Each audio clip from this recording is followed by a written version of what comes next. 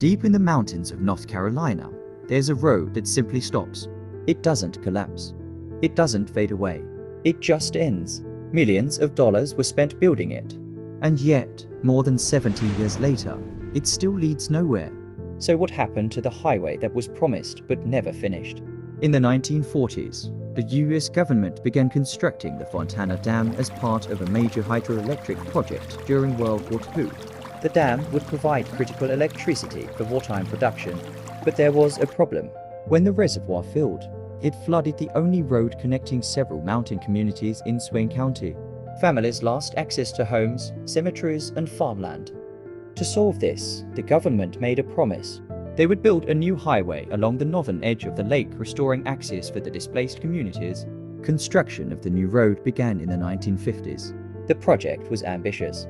The road would stretch approximately 30 miles through rugged mountain terrain inside what is now the Great Smoky Mountains National Park. Engineers blasted through rock. Bridges were built. And eventually, a large tunnel was carved into the mountainside. But progress was slow and expensive. As construction continued, environmental concerns began to grow. The highway cut through protected national parkland. Costs rose dramatically, and political priorities shifted. By the 1970s, funding slowed. Then it stopped. After decades of partial construction, only about 7 miles of the planned 30-mile road had been completed. The tunnel remained, but the road beyond it was never built.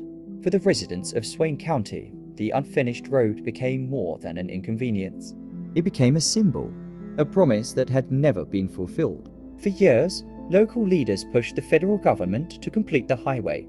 Others argued the environmental damage wasn't worth it. The debate continued for decades. Finally, in 2010, the government offered a different solution. Instead of finishing the road, they agreed to pay Swain County $52 million in settlement. Today, the tunnel still stands. Visitors walk through it. Graffiti covers the walls, and the road ends quietly at its entrance.